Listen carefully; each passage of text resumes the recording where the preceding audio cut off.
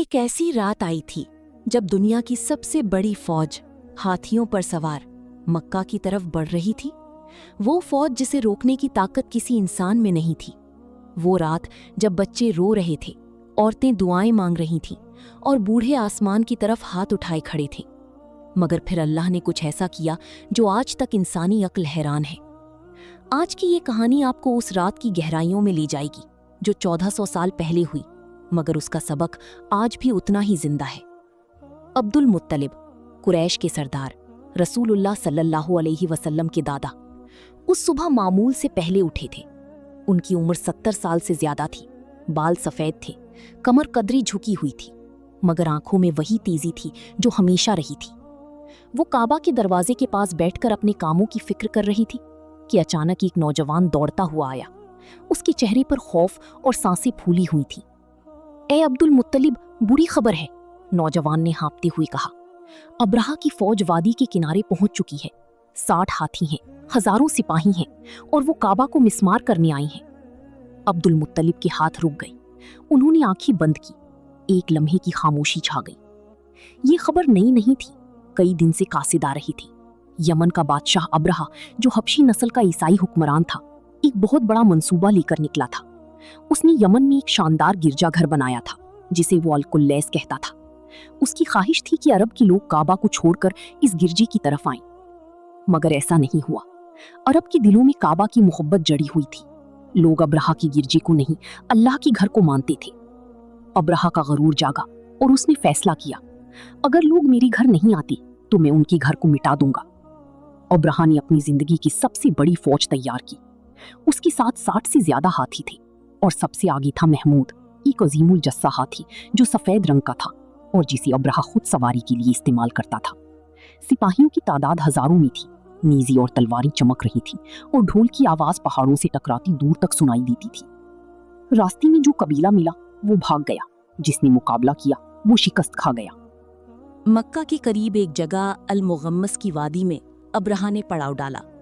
इस रात अब्राहा के खैमे में एक सरदार आया, ज़ू नफर, जो पहले अब्राहा का कैदी बन चुका था मगर अब साथ था।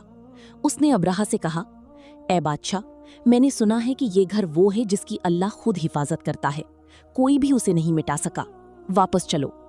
अब्राहा हंसा, एक तकब्बुर भरी हंसी, मेरे हाथियों को कौन रोकेगा।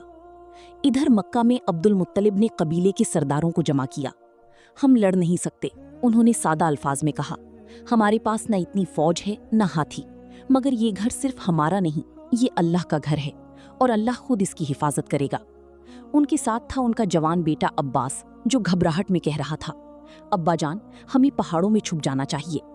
अब्दुल मुत्तलिब ने बेटे के कंधे पर हाथ रखा और कहा, हम पहाड़ों में जरूर जाएंगे, मगर पहले मैं अल्लाह के घर के दरवाजे से दुआ मांगूंगा। वो काबा के पास गए। उन्होंने काबा के हल्के को थामा, उस दरवाजे की जंजीर को जो नस्लों से चली आ रही थी, और आसमान की तरफ निगाह उठाई। ए अल्लाह, तेरा बंदा अपने अहलो अयाल की हिफाजत करता है, तू भी अपने घर की हिफाजत फरमा। उनकी आंखों में आंसू थे, आवाज लरज रही थी, मगर दिल मजबूत था। अब्राहा का लश्कर फजर की रोशनी में आगे बढ़ना शुरू हुआ। मक्का की गलियां खाली थीं, बच्चे, औरतें और बूढ़ी पहाड़ों की ओट में थे। सिर्फ कुछ नौजवान पहाड़ की चोटियों पर थे जो दूर से इस मंजर को देख रही थी। इनमें से एक था एक 15 साला लड़का, रबिया, जिसके दिल में डर भी था और काबा की मोहब्बत भी। वो चट्टान के पीछे छुपा, लरसते हाथों से पत्थर पकड़ी, आंखें फाड़ी इस लश्कर को देख रहा था।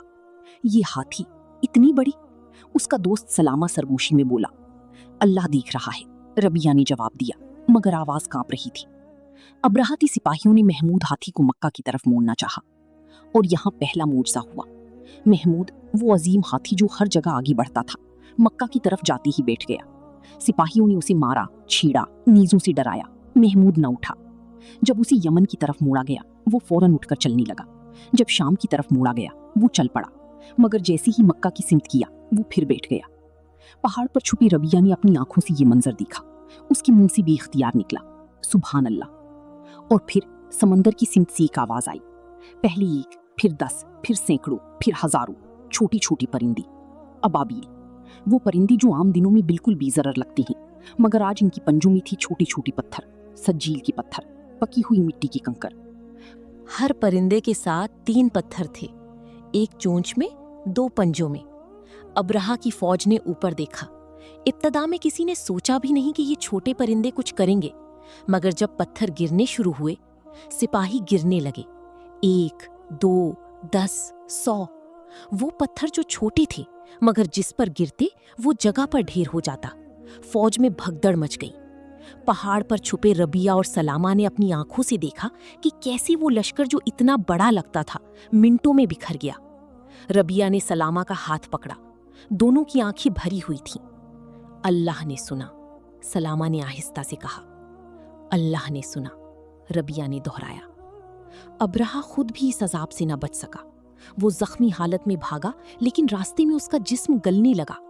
रिवायात में है कि उसकी उंगलियां, उसकी आज़ा यके बाद दीगरे खत्म होते रही, यहां तक कि वो यमन वापस पहुंचने से पहले ही दुनिया से चला गया। वो फौज जो 18 ऊंटों पर सवार होकर यमन से आई थी, वो फौज जिसे कोई रोक नहीं सकता था, आज अल्लाह के हुक्म से छोटे छोटे परिंदों ने तबाह कर दी। अल्लाह ने फरमाया, क्या तुमने नहीं देखा कि तुम्हारे रब ने हाथी वालों के साथ क्या किया? क्या उसने उनकी तदबीर को बर्बाद नहीं कर दिया? और उन पर अबाबील के झंड भेजे जो उन पर पक्की हुई मिट्टी के पत्थर फेंकते थे। बस अल्लाह ने उन्हें खाए हुए भूसे की तरह कर दिया। सूरतुल फील। जब ये खबर पहाड़ों में पनाह लेने वालों तक पहुंची, सकूत छा गया। अब्दुल मुत्तलिब ने सजदा किया। उनकी पेशानी जमीन पर थी और आंसू गालों पर बह रही थी। ए अल्लाह, शुक्र है तेरा, शुक्र है तेरा। उनके साथ उनकी बेटी अब्बास भी सजदे में थी। पीछे से बच्चों की रोने की आवाज आ रही थी, मगर ये डर के आंसू नहीं थे, ये शुक्राने के आंसू थे। मक्का की औरतें वापस गलियों में आईं। बच्ची दौड़ने लगी। काबा के करीब जमा होने वालों में रबिया भी था, वही नौजवान जो कुछ घंटे पहले कांपते हाथों से पत्थर पकड़े पहाड़ पर खड़ा था। उसने काबा को देखा, वही सादा मगर अजीम घर। कोई फौज नहीं, कोई हिफाजती दीवार नहीं, कोई तलवार नहीं, मगर अल्लाह की हिफाजत मौजूद थी।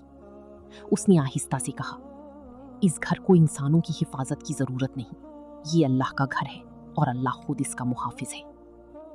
दोस्तों, ये कहानी यहाँ रोकी एक लम्हे के लिए।